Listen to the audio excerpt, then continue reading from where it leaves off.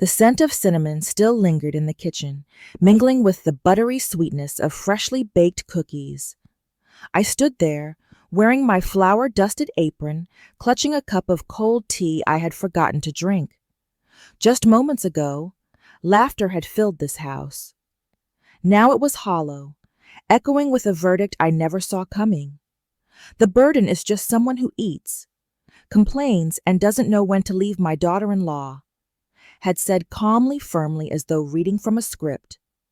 And my son, he stood silently behind her, his hands shoved deep into his pockets. I didn't respond. I couldn't. My hands trembled slightly, not from age, but from the shock of being dismissed in my own kitchen. The house I built with love was no longer a home. It was a hotel. And now I was being downgraded. Footsteps approached behind me. The voice was soft, almost rehearsed. "The kids need the room. You can sleep on the floor, Grandma. Just for one night. One night. One sentence." And just like that, my bed, my sanctuary, was no longer mine. I turned around. My bedroom door stood wide open. Inside, chaos had replaced peace pillows, strewn about glitter from wrapping paper littering the floor, and in the corner, a thin, child-sized mattress. They had taken my bed for the children, and no one had asked me. Little Emma jumped onto the mattress, laughing as she clutched a pillow. "I love this bed, Grandma." She didn't understand. Her joy was innocent, but it cut deep. I walked toward what used to be my room. The soft hush of holiday music played from the living room, but to me it sounded like the anthem of erasure. My room, once sacred, was now a playpen. The scent of gift wrap had replaced my lavender sachets. I didn't argue. I didn't cry. I smoothed the corner of the blanket on the floor out of habit, then picked up the pillow and walked into the living room.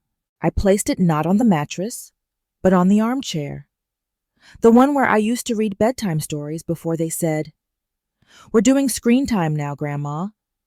I sat down, the pillow hugged against my chest, and realized something profound. Love without respect is not love. It is labor. And tonight, I clocked out. Outside, snow began to fall. Inside, something inside me stirred. I wasn't angry yet, but I was awakening.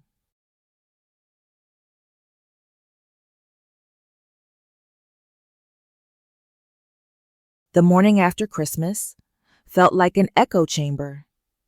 Laughter from the night before had left behind crumbs, gift wrap shreds, and a silence that clung to the walls. I moved through the kitchen like a ghost, wiping counters. No one thanked me for collecting dishes from a meal I had barely eaten. I sat at the same chair by the window, the one closest to the light. It used to be where my husband and I shared tea, where my son did his homework. Now it was where I watched my family carry on, as if I was simply a fixture of the home, like a lamp or a rug. Necessary, but easily forgotten. The pain in my back reminded me I was no longer young. But my mind, oh, it had just started to wake up. They had taken my bed, my space. My name was barely spoken anymore. But that morning I remembered something they didn't know. Something I had hidden long ago during a time when I thought love meant sacrifice without condition. I dropped to my knees beside the mattress on the floor and lifted the edge. Tucked beneath was an old cardboard box, taped shut, dusty but intact. My breath caught. My fingers trembled as I pulled it out and slid it into the light. Inside there were photos, letters, and most importantly, papers. One folder was firmer than the rest. When I pulled it out, my heart stopped. It was the deed, the legal proof that this house, every wall, every window, every room belonged to me. My name. Clear, bold, unmistakable. I had sold my car and emptied my savings to pay off the mortgage after my husband died. I never told them. I never needed to. I believed it was better they felt ownership of a place they didn't build. Maybe then they'd respect it more. But now they assumed I was merely lucky to be here. I cradled the deed like a newborn, not because of the house, but because of what it meant I was never the guest. I was the owner. I always had been.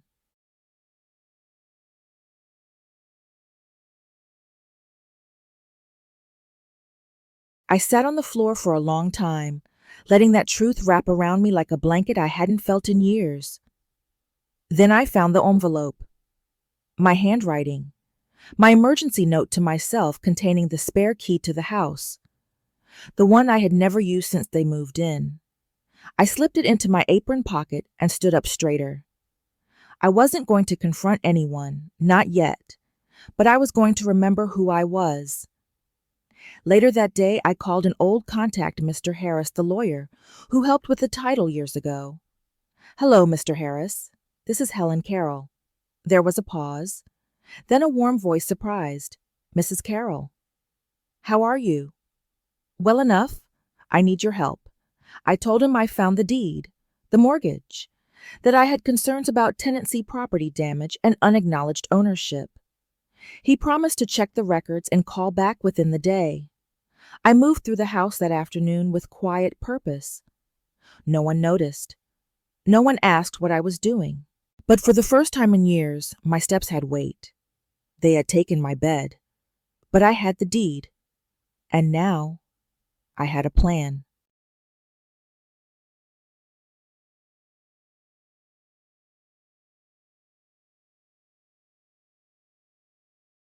I didn't act right away.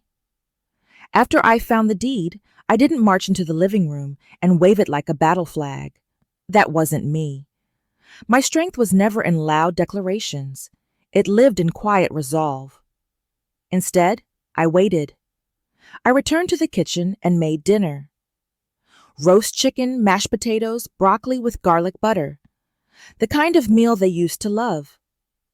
I set the table, lit a candle, said grace. No one thanked me. No one even noticed the fresh rosemary I sprinkled across the chicken skin. But I didn't mind not anymore. Because while I fed them, I was also feeding a plan. In the afternoons, I began to pack slowly, silently. The closet in the hall became my secret harbor. I started with the quilts. One was my mother's. Another I had stitched with Emma when she was just 5. I folded each one gently and placed them in clear plastic bins. I tucked in photo albums, old letters, recipes written in my shaky cursive, even my backup reading glasses. Each night after dinner and dishes, I carried one box down the stairs. I stored them under the staircase, behind a row of unused boots. No one noticed. I didn't stop cooking. I didn't stop cleaning. I didn't withdraw. I smiled in the hallway. I praised my daughter-in-law's dry stuffing attempt. I held my grandson Jack's coat as he got ready for school. To them, I was still the helpful, invisible grandmother. To me, I was the quiet storm preparing to move. One night I called Mr. Harris again. "No standing lease," he said. "No tenancy record. Legally, this house is still yours." I exhaled. "Then I'll file the paperwork," I said. "But I want to wait. Just a few days longer." He understood. He reminded me once I filed, there would be no turning back. "I know," I said softly.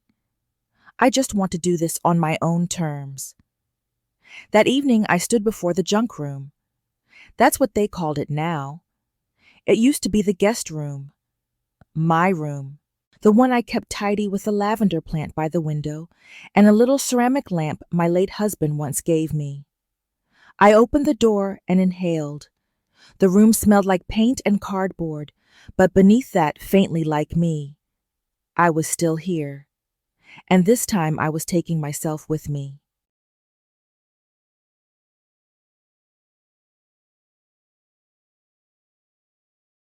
The next morning I woke before sunrise.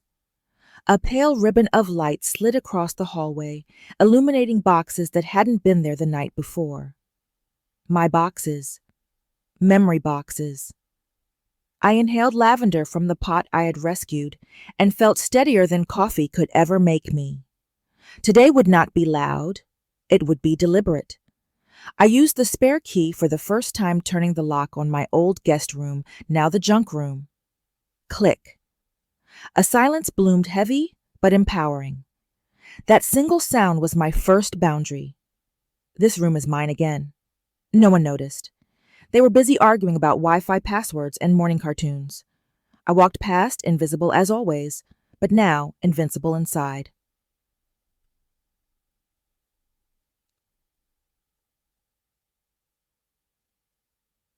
I carried the ceramic lamp my husband once gave me downstairs and polished its surface until the glaze shone like a sunrise. I replaced his favorite armchair exactly where it had stood 10 Christmases ago. I opened windows that hadn't tasted fresh air since they arrived and let winter rush in like truth. Each small act whispered, "You live here by goodwill, not entitlement." At lunch, my daughter-in-law finally frowned. "Mom, did you move the lamp?" I smiled, just putting things where they belong. She opened her mouth, then closed it. My son kept eating, pretending the conversation was about salt. In that hush, I tasted a shift, guilt blooming where entitlement once sat. That afternoon, I wrapped china plates and scarves. One was a gift from my late sister. Things that carry love deserve safe passage. I labeled every box with black marker memories. Handle with heart quilts. 3 generations photos. Do not forget. I left their cereal bowls in the cupboard. Let them keep what they'd actually earned. Night fell. I built a fire, something I hadn't done in years, because apparently the thermostat was more efficient. Flames licked cedar logs, crackling like applause. I sat with a notebook and finished a sentence that had waited decades. I am the owner of this house and the author of my boundaries. When the last ember sighed, I closed the book.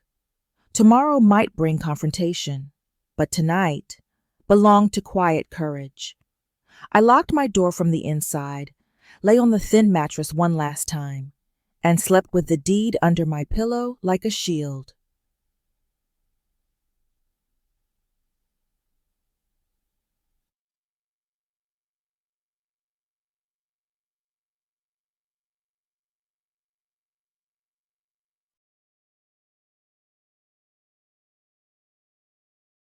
New Year's Eve? The string light still hung around the kitchen window, blinking softly, unaware that this night would mark a new chapter, not for the house, but for its owner. I stood in the quiet kitchen, holding my phone. My hands didn't tremble. The deed sat neatly folded on the counter. The key in my apron pocket pressed lightly against my hip like a reminder. I opened the family group chat. I typed each word with intention, measured calm final. Please be out of the house by January 3rd. The owner has other plans. Send. That single click echoed louder than any fight I had ever avoided. It didn't take long. Ping, ping, ping. What does this mean? Are we being evicted? Who is the owner, Mom? What's going on? Grandma, did we do something wrong? I muted the thread. Let them feel the weight of silence. Let them remember what it felt like when I went unheard. I brewed chamomile tea, clipped rosemary from the window box, and waited.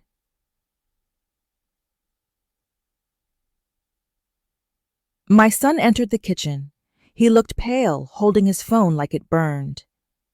Mom, is this a joke? His wife followed, arms wrapped tight across her chest, like trying to hold herself together. The children hovered by the door. Emma clutched her bear. Jack looked like he'd just seen a storm coming. I didn't yell. I didn't cry. I placed the deed gently into my son's hands. I'm the owner, I said.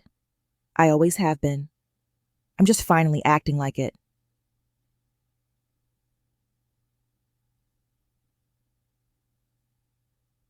He blinked. But Anjum, you never said. Because no one asked, I replied. because it was easier to stay quiet than remind you of my right to say no. His wife's lips trembled. Her voice cracked. We never meant to hurt you. I sighed. But you did. Not with cruelty. With assumption. With silence. They stared at me confused.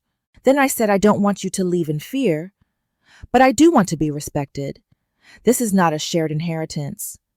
This is my home. Yours too, if we rebuild with gratitude. The room was thick with breath held too long. Jack whispered, So, Grandma's not going to sleep on the floor anymore. I smiled softly. No, sweetheart, never again. And we sat down, tea in mismatched mugs, eyes red but no longer defensive. The truth hummed between us like warmth from the fireplace. We help with bills, my son said. That's appreciated. I nodded. But this house, it lives on respect, not receipts. We didn't sign documents that night. We signed intentions, with eye contact, with apologies, with new beginnings.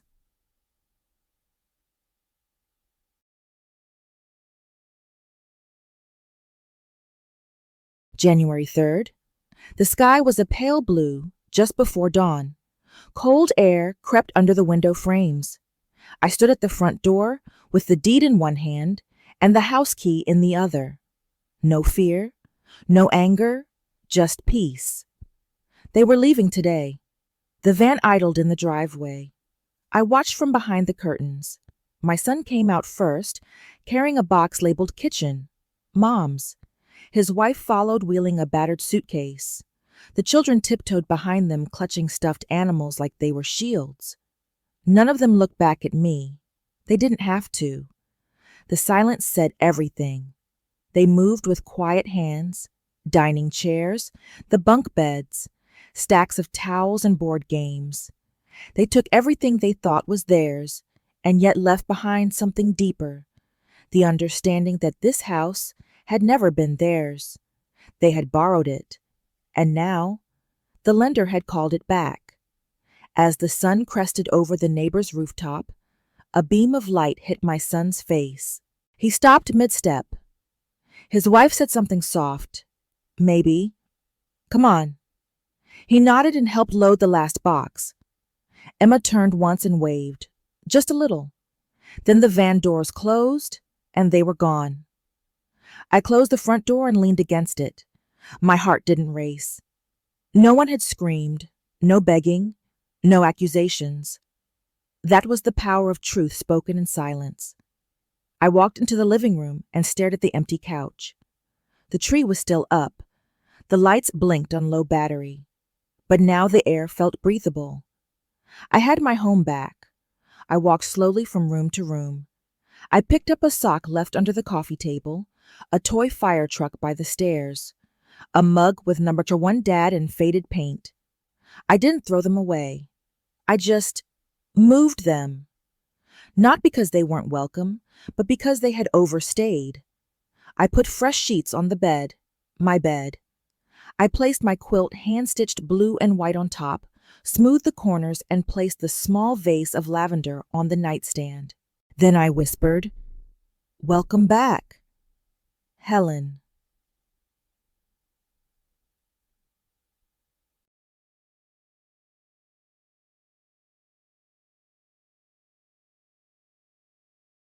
The house was quiet now.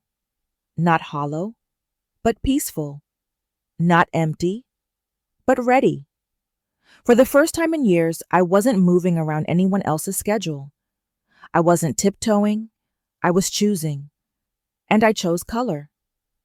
I walked into the kitchen and stared at the dull white wall above the counter. It had held birthday banners, grocery lists, and sticky fingerprints. Now it held a new purpose. I painted it sage green, soft grounding alive. With each stroke of the brush, I felt something settle inside me. Not just paint, permission.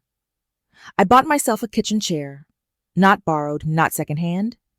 New, mine. Chosen, wicker-backed.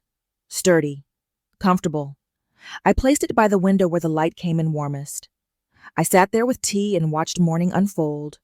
No voices calling my name, no one needing anything, just peace and purpose.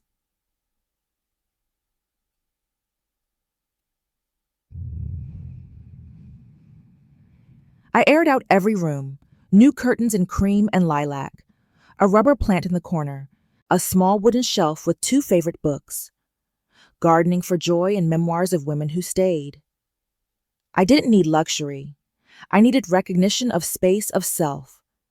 This house was becoming a home again, because now it reflected me. Neighbors dropped by. Claire from yoga brought lemon bars. Hank, who loved to talk about salmon, brought tea. We sat in the living room, laughed softly, and let old jazz hum in the background. They didn't see an old woman living alone. They saw a woman with boundaries and lavender in her hair. One afternoon, I stood on the porch and stared at the garden beds. They looked tired, like I once did. So I planted color, marigolds, lavender, daisies. I worked with my bare hands kneeling in the dirt, reconnecting with the earth like it was an old friend. And when I looked up, the house looked brighter, because I had claimed it not just in law, but in life.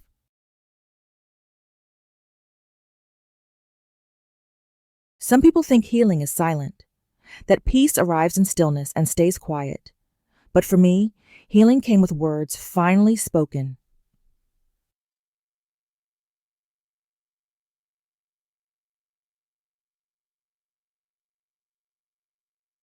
One evening, I sat by the kitchen window watching the last light fade across the garden I had replanted. My phone rested in my hand. I had spent years being quiet. Tonight, I would speak. I set the phone on a small stand, angled it toward the corner of the living room. The armchair, the new curtains, the small plant blooming on the shelf. I hit record. And then I told my story. I didn't shout. I didn't accuse. I said I gave my family a place to live. I gave my energy, my love, my bed, and they gave me silence. I paused, then added, I believed that love meant staying quiet. But love without boundaries becomes disappearance. I spoke about that Christmas night, about the mattress on the floor, about the deed I kept hidden, and about the moment I remembered who I was. I uploaded the video. No hashtags. No dramatics. Just the truth. I thought maybe 10 people would see it. But the next morning there were hundreds of views, then thousands. Comments poured in. You remind me of my grandmother. This made me cry. I called my mom and apologized. A woman wrote, I didn't know you could say no at your age. I thought I had to take whatever came. I read every message. Some were from young women trying to care for parents. Some were from older women who had never said how tired they were. All of them echoed the same ache, the desire to be seen, the hunger for dignity. I wasn't alone, and neither were they. I posted another video, a simple shot of my porch. The wind chimes the garden, blooming with lavender and marigolds. I said, here is a home you build with joy and grief. A home where love doesn't silence you. A home with room for boundaries. I didn't need fame, but I needed truth to breathe.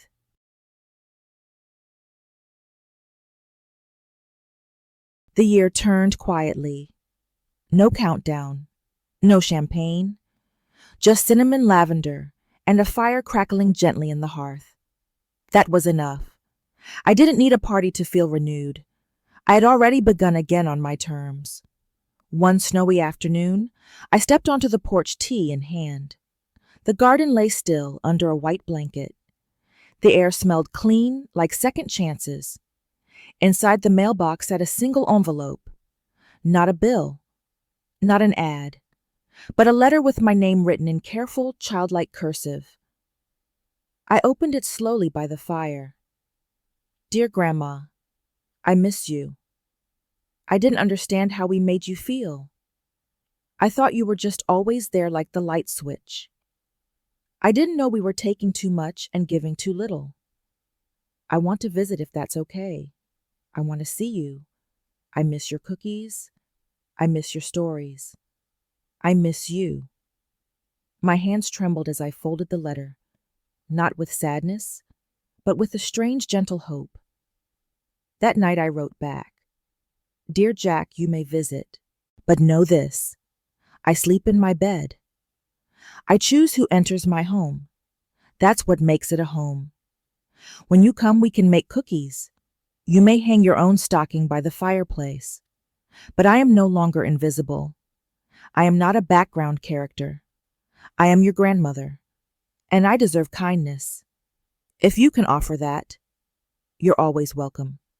Love, Grandma." I sealed it and mailed it the next morning. Jack arrived 2 days later with a paper bag of chocolate chips and a shy smile. He didn't bring demands. He brought questions. "Do you still use the rolling pin? Can I tell you about my science project? Can we bake just us?" We tied on aprons, rolled out dough. He asked if he could sprinkle the cinnamon this time. I let him. When the cookies baked, he watched me like he hadn't in years. "You smell like lavender," he said. Then he hugged me, not because he wanted something, but because he finally saw me. Not just the woman who made meals and tucked him in, but the woman who could say enough and still love. I never mailed this letter, but I wrote it anyway. I wrote it for my grandchildren, for the version of myself I nearly forgot, and for every woman who ever gave too much and asked for too little. I wrote it for peace. Dear you, if you're reading this, I want you to know it's okay to love deeply without disappearing. You can be kind and still set boundaries. You can give and still say no. You can offer warmth without becoming the fireplace everyone gathers around, but no one tends to. I spent years giving. I don't regret that. But I do regret waiting so long to remember I mattered too. It was never just about the bed. It was about space, respect, voice. It was about being told I could sleep on the floor in a house I built, a house I paid for, a house I held together through grief and storms and laughter and late-night fevers. When they took my bed, they thought it was just for a night, but it was a symbol of how small I had let myself become. I found the deed. I found the key. I found me. Not the helpful grandma, not the burden, but the woman who made this house a home. And I realized kindness is not weakness. Boundaries are not cruelty. I didn't throw them out. I showed them who I really was, and I let them decide whether to stay and grow or leave. Some left. One returned. That was enough. Sometimes healing doesn't need a crowd. It just needs one person to listen and believe you matter. I reclaimed my voice, my peace, my place. And now when I sit on my porch listening to the wind chimes, I smile. Not because I got revenge, but because I chose respect over silence. And it changed everything. With love and courage, Helen.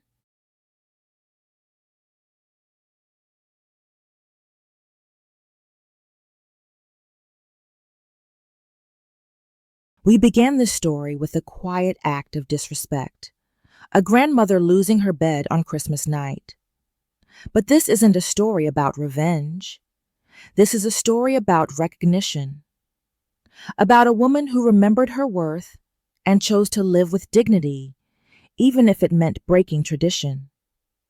They took her place at the table. They took her silence for consent. They took her presence for granted. They thought her love was endless because she never said stop. They mistook her quiet for weakness.